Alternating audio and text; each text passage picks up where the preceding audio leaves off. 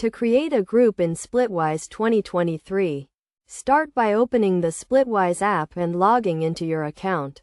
Once you are logged in, tap on the Groups tab at the bottom of the screen. Then, click on the Create a Group button. Enter a name for your group and add a description if you want. This will help you and others identify the group and its purpose. You can also add an image to represent your group.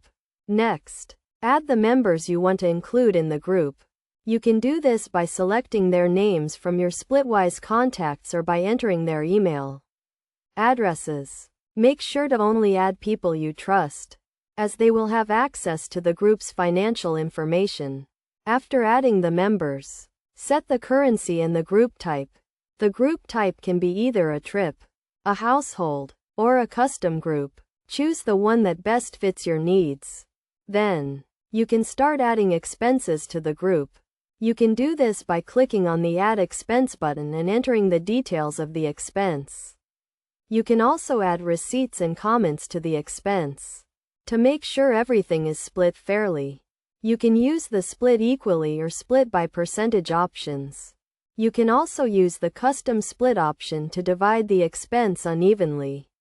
Finally, review the group settings to ensure everything is set up correctly. Make sure the group is private and that only members can view the expenses. By following these steps, you can create a group in Splitwise 2023 and start tracking your shared expenses with ease.